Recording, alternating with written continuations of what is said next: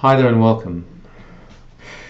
Once or twice in previous videos I've made the observation that what has happened to Miss Letby is a manifestation of that hidden, silent and creeping evil, bureaucratic evil. Bureaucratic evil sits as latent potential in any large institution or organization where there is absence of accountability and therefore individual responsibility, or where that accountability can be evaded or otherwise kept a secret. That potential grows exponentially when such institutions come together either in partnership to deliver an outcome to society or in their day-to-day business, and therefore create formal and informal interlocking networks of often unacknowledged power. That massive potential for evil is, however, only triggered when isolated individuals within those institutions and networks slip into evil by compartmentalizing their personality and firewalling bits which would otherwise censor operational behavior bereft of fellow feeling. That state of affairs is what we mean when we use the phrase lack of personal integrity. The personality is no longer integrated and therefore self-regulating.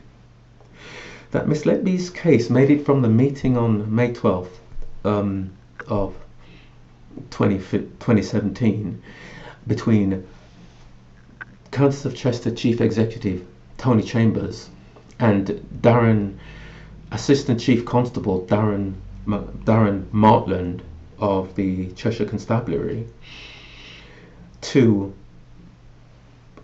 14 whole life terms for Miss Letby on 18th of August 2023 makes it a textbook study of individuals slipping into evil.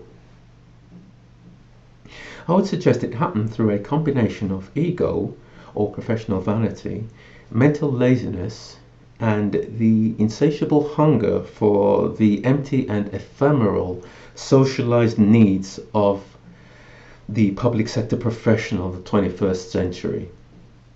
That descent into evil is what I want to highlight today. I will then close by seeking to illustrate how, once introduced, evil perpetuates itself, essentially taking on a life of its own with widening and new ripples of destruction impacting and traumatizing the lives of fresh victims. The starting point naturally has to be Brearey and Jayaram and their even more craven colleagues on that team of 7 consultants. I recently listened to episode 1 of John Sweeney Raw's The Trial of Lucy Letby podcasts. I was pleasantly surprised to find that they had MD from Private Eye as their guest, Dr. Phil Hammond. Dr. Hammond said something which constitutes the most stunning indictment of the intellectual and moral failings which allowed these consultant principals to even start suspecting Miss Letby in the first place. It was an analogy used by a professor of his during his medical training, and essentially it went, if you hear the sound of hooves on a bridge, think first of a horse as the source of the sound before allowing your mind to consider it might be a zebra or entertaining the idea of a unicorn.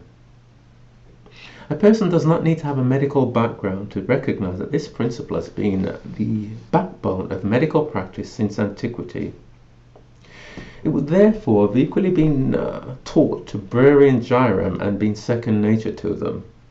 Nonetheless, when they had 3 deaths in 1 month in June 2015, they discounted the fact that their neonatal unit was possibly the only one in the country, if not the whole of Western Europe, with raw sewage bubbling up from the sinks or falling from cracks in antiquated overhead pipes, on average once a week. They discounted the fact of the high-risk report of 20th of May 2015, I think from their maintenance department, detailing that Pseudomonas, a deadly bacteria found in sewage and not treatable by antibiotics, had been found on a tap in Nursery 1, where I believe the highest dependency, most vulnerable babies were located, and also on a tap in Nursery 3. They discounted the fact that the highest risk factors for Pseudomonas are A. prematurity, B, a long hospital stay, and C, invasive procedures like intubation, tubes into the veins, etc. They discounted the fact that, except for child D being full term, all three of their June deaths fitted the profile for maximum susceptibility to Pseudomonas. They discounted the fact that a different baby, born 2 days before child A's death, was 6 days later was diagnosed with sepsis, a natural consequence of infection with Pseudomonas, at 8 days of age, as in 6 days later, that day being the 14th of June, the same day when child C, the second fictitious murder, actually also died. Obviously, this non-case baby didn't die, but it was diagnosed the same day child C died. They discounted the fact that after going to a different hospital and recovering, that same non-case baby, on returning to the Countess of Chester neonatal unit, developed sepsis a second time. These two consultants discounted those galloping horses in favour of a three-headed unicorn without making any effort to account for them. They also didn't bother to account for the fact that over the preceding 3.5 years that Miss Letby had been a nurse at the Countess of Chester, the neonatal unit had averaged 2 to 3 deaths per year, way below the national average, which I think was about 4. Guessing that one took a few of you by surprise. Despite considering myself reasonably well educated on the case since early September of 2023, up until about 7 weeks ago, I'd also been labouring under the misapprehension that the first 2 of those June 2015 deaths happened during Miss Letby's first week of employment on the unit. That is, of course, testament to selective reporting of case information by the media to support the agreed serial killer narrative. If the media had made it clear in its reporting that the girl had been there since early 2012, people would naturally have asked the question, why would she suddenly start killing babies just when she needed a job as she was planning to get a mortgage?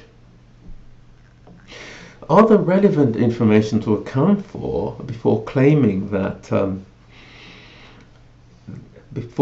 sighting of monstrous unicorns were the fact that 2015 saw the first rise in UK infant mortality in a century, and that a similar sized Sherwood Forest neonatal unit just down the country had seen a spike of 13 deaths only the previous year. Having thus clearly suspended not just common sense but experience and rationality in first suspecting Miss Letby, these two then had what can only be described as a prolonged psychotic break on the question, becoming seduced, fixated and obsessed with their novel killer nurse unicorn. This motivated them to effectively declare war by removing her from the unit. With the humiliation of defeat in that war, formal apologies as the conclusion to her successful grievance, the thing became personal. It didn't matter that 2 external reviews, that by the Royal College of Paediatrics and Child Health and the other by senior neonatologist Jane Horden, supported by older Hay pathologist Joe McPartland, had found. Didn't matter what those reviews had found. It was no longer a professional concern. It was now just about winning. A purely competitive reaction to the fact of being upstaged and publicly humiliated by a mere nurse. I would suggest that this was the point where malice towards Miss Letby first entered the picture. This malice saw Jayaram go rogue in May 2017, embarrassing himself and his chief executive by emailing his own report to police bigwigs to challenge the findings of the 2 reports previously mentioned, which they'd been given to decide whether or not police ought to get involved. And then, further embellishing the content of that still unreleased personal report of his, simply to persuade the police not to draw a line on the things and to launch the investigation, which obviously happened. Fast forward 9 months to February 2018, and we then have Brearey lying to police investigators that he had just picked up, and the anomalous nature of child F's insulin result from August of 2015, which had not previously been noticed by anybody, and further, taking advantage of their lack of medical and perhaps general literacy to misrepresent that anomalous result as conclusive evidence of insulin poisoning, thereby convincing them that foul play was definitely in effect and thus energizing their previously becalmed investigation. Before going on to the journey to the dark side of the middle management leading that investigation, I have to say something about the journey of Brearey and Jayaram supporting players within the consultants group. This goes under the head of evil flourishes when good people do nothing. Though Brearey was the leader of the unit, Gibbs seems, from being the only one of the group to have reached retirement age as long ago as 2019, to have been the oldest in the group. Consistent with that, he seems to have been the adult voice of reason as late as the back end of 2016, emailing the rest to point out that the spike in deaths was not statistically significant, being within statistical variance. Come the trial, though, on the same medical and statistical facts, he is suddenly as hawkishly insistent as Brearey and Jayaram that Miss Letby as a killer nurse is the only game in town to explain the deaths. Standing by friends or colleagues is a generally laudable thing, but this does not extend to when you know they have done wrong. In such circumstances, it is merely cowardice and leaves you more morally compromised than even they are in their wrongdoing. Out of some misguided sense of inclusiveness, or possibly just sheer spinelessness, Tony Chambers chose to reward Jayaram's breach of the chain of command by giving him the final say, the last word with the police in May of 2017, rather than slapping him down or reporting his conduct to the General Medical Council.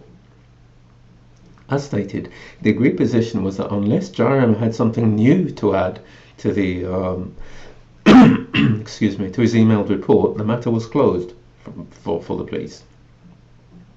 The fact that the launch of a police investigation was in a national newspaper on the third day following strongly suggests that Jayaram found something new to add. By that point, Miss Letby had been out of the unit for 11 months, so it couldn't have been new clinical information. The case could be made that the police showed weakness in launching the investigation. Any probationary constable with half a brain would have been able to work out that they were being manipulated by their latest star witness in such circumstances. The question could also be legitimately asked what the police were still doing in the hospital 9 months later, having found no evidence of foul play all that time. Their journey into evil, however, only definitively started with allowing a close colleague of the man who had single-handedly engineered a police investigation to effectively take over direction of their investigation, considering that this new best friend of theirs clearly had a conflict of interest. Even in the absence of such a red flag, given that this was information that had the potential to put a known person in prison, the information had to be verified by having the assessment confirmed by a suitably qualified independent medical professional. As with much else about the case, like when Miss Letby actually started working there, the internet has been sanitized in relation to any information as to when Witchfinder General Dewey Evans first joined the investigation, changing it from being a flawed, misguided, and pointless waste of public money into the work of the devil we now know it to have been. Both the useful idiot of Cheshire Constabulary and also Brearey were on record in the original Panorama documentary saying that the big breakthrough in the investigation was what Brearey told them about the child death insulin result. As Evans is on record literally all over the place on how he knew there was a murderer within 10 minutes of opening the first set of medical notes, logically, he can only have been called in after that insulin so-called breakthrough. Cheshire Constabulary also brought shame to their profession with that stage-managed early morning first arrest of Miss Letby. The first giveaway is that it's not body cam footage, but a premeditated decision to film her arrest for future propaganda purposes. This was a young woman from the lower middle class, with not so much as a juvenile caution for shoplifting, and certainly no history of violence towards the police or anyone else. Also, with absolutely zero prospect of a charge at that stage, as evidenced by the fact that they did not feel able to charge for almost 2.5 years, and even then couldn't get their fake ducks in a row sufficient for trial for a further 2 years, a request for this person to come into an appointment rather for this person to come into the police station for the interview is what would normally happen in that situation. That's the normal procedure. On arrival, the individual will be told that they have a right to legal advice, and they also have a right to leave if they wanted to. Now, it's in relation to if the individual then said they wanted to exercise that right to leave. At that point, that's the point where arrest would become appropriate, as it would, of course, be the only means for the police to put their questions to the individual. Consistent with what I said previously about them being years away from being in a position to charge, they were always going to have to bail her on that first occasion, as they subsequently did several times between then and finally charging her in the November of 2020. If she was suitable for bail then, she was also suitable to be dealt with in the less intrusive and humiliating way of being allowed to come into the police station by appointment. Instead, not only was she subjected to the humiliating and psychologically reducing ordeal of arrest in her own home, but was filmed and, for added drama, humiliatingly handcuffed behind her back. Back when civil service policymakers still actually worked for the British people as a whole, handcuffing was recognised as a degrading and humiliating thing which did violence to human dignity. Stringent guidelines were then put in place that handcuffing was to be a last resort, only appropriate after the suspect had exhibited or threatened violence, or if the suspect was known by police to be violent. The principle behind handcuffing is officer safety, not public humiliation and criminalisation before your neighbours or propaganda. A further point: if memory serves me correctly, the infamous arrest footage was aired by the BBC really quite quickly, very shortly after the verdict came in. How did the BBC and the other media outlets have it ready to go at that early stage and so quickly? Is this not the kind of thing that the media would request as necessary from the police, i.e. after the conclusion of the case with a conviction? And the request would then have to pass across a few desks in Cheshire before being approved. The film of that unnecessarily humiliating arrest, so rare in the UK that I struggle to think of a similar occasion, another red flag, was just one element in the construction of a criminalising serial killer nurse narrative, and Cheshire Constabulary cooperated with this when they could have told the requesters for such theatrics to go and take a running jump.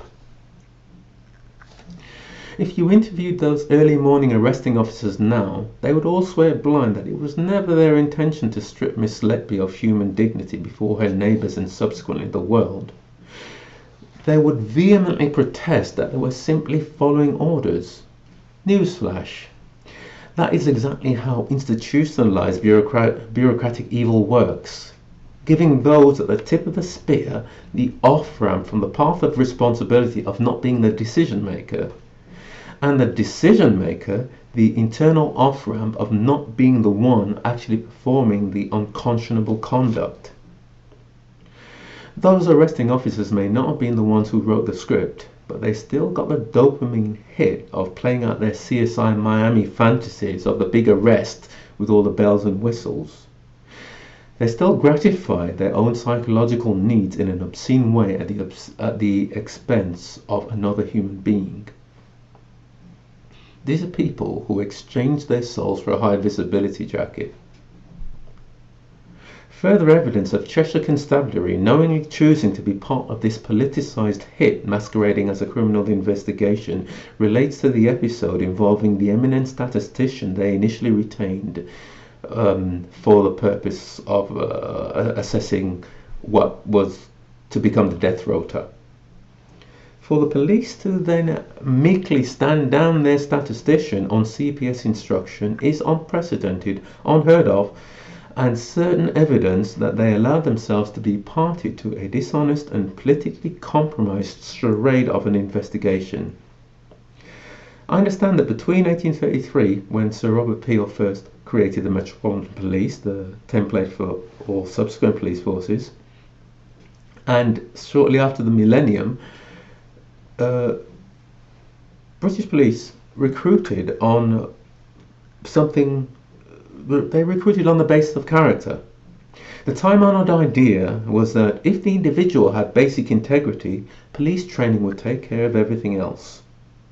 Thereafter, police services recruited on the same principles as the other executive agencies of the civil service, in consequence attracting individuals whose priority was their career prospects rather than being part of the proud tradition of British policing by consent. That consent thing being why the use of handcuffs, for example, was supposed to be a last resort response to the actual dynamic circumstances of arrest. If British police still recruited on character, members of Cheshire CID would have certainly rebelled at finding themselves playing a role no different from that of the Soviet secret police in Stalin's show trials of the 1930s. Next we have Evans. What is there left to say about him? The word incorrigible is not appropriate. This man, with his empty certainty behind the fig leaf of having somehow qualified as a doctor, has been instrumental in destroying a woman's life. I think he's actually unique among Miss Letby's accusers in not actually having sold his soul, thereby slipping into evil. His is simply a destructive personality. It's as if his moral development was arrested sometime during primary school. It is just all one big game to him, and the point of games is to win. He reminds me of a particularly nasty lower league football manager with a truly toxic personality who people just put up with because they get results, and only while they continue to get results. I don't think he even had any malice for Miss Letby as such. She was just an object in the game, and the idea is you win whatever the cost or impact on those around you. He is essentially a narcissist inhabiting his own moral universe of one. Turning to the judge, nothing will ever convince me that he did not knowingly sit there and orchestrate a judicial hit on someone he knew to be innocent. Strong words, but I know for a fact that there were originally 23 counts and he had one removed. He had to have read them then. To do that, he must have familiarized himself with the counts and the case in general before the trial. No one could read through this case and take it seriously, least of all a trained legal mind. I will admit to being unclear about his motivation in being part of this, although his surname got me wondering if he's perhaps a relative of Luke and Matt from Goss, from Bros rather. That thought immediately brought to mind that hit of theirs, When Will I Be Famous? Thirlwall is of course sitting there like that deranged Queen of Hearts, ludicrously trying to pretend that her version of Wonderland, where Miss Letby's a serial killer, is Paris in the spring, while the rest of us would more liken the health of the narrative with the appearance of Berlin in May of 1945 or Gaza now. Even if she actually does have a touch of the Dewey Evanses about her and was somehow able to maintain some form of self-hypnosis about Miss Letby being guilty, the only way it could have survived Dr. Shoo Lee's evisceration of the entire prosecution case is if she is indeed just as insane as Alice's Queen of Hearts. I also don't think Goss or herself slipped into evil for the first time in getting involved in this frame-up and the subsequent attempted cover-up. These are two people who spent the majority of their adult lives doing a job in which success is most effectively and economically achieved by abusing information and twisting facts in order to misdirect and deceive. Character is not something immutable that we are born with. It is what we become after engaging in a set of coherent behaviors for a sufficiently long time. For the whole of human history, up to industrial society, character is what you do until you become it was held to be self-evident. We've just become confused since. Goss and Thirlwall, as judges, are now proudly part of an unbroken and revered tradition which only 5 to 6 generations ago thought nothing of transporting a thief who stole a loaf of bread for a starving family. In practice, a life sentence as it was in a hellhole on the other side of the world. I will now close by saying something about the perpetuation and destructiveness of this evil. Our society is run by a syndicate of politicians and bureaucrats on behalf of their true constituency, the corporatocracy. As first became clear, with bailouts for the bankers and austerity for ordinary people after the 2008 financial crisis, they only ever pretended that we, the electorate, were their constituency. That is the case with domestic policy. With foreign policy, it's an even darker and more sinister story, but that's something for another day, if ever. Anyway, the corporatocracy is decidedly not a trendy alternative media conspiracy theory. Adam Smith, in his book Wealth of Nations, that Bible for conservatives, was already railing about legislation coming out of Parliament being shaped exclusively to the demands, interests and needs of the proto-corporatocracy, the business class of his day 250 years ago. It was in its infancy then. Now it's the equivalent of a narcissist who has lived 250 plus years and has spent the entire period studying the same game.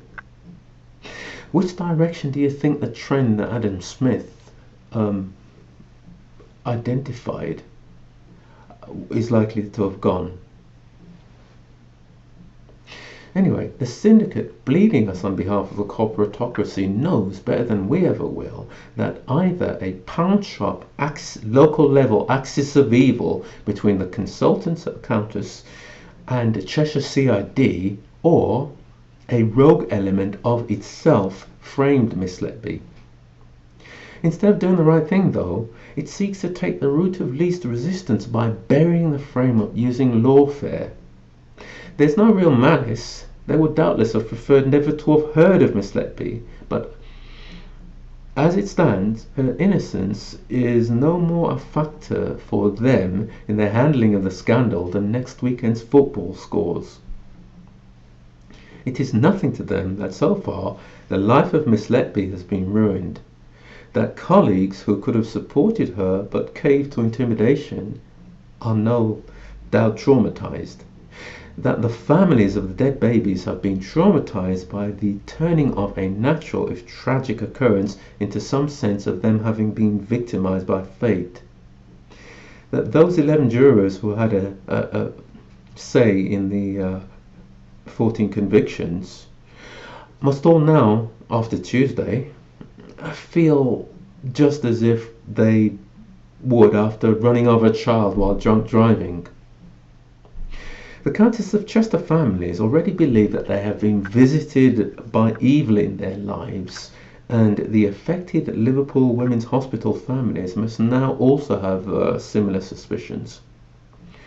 They're both right, of course, except for the tiny detail that they have been misdirected into looking into the exact opposite direction to the true source of the evil in their lives, the accusers and the police who indulged them.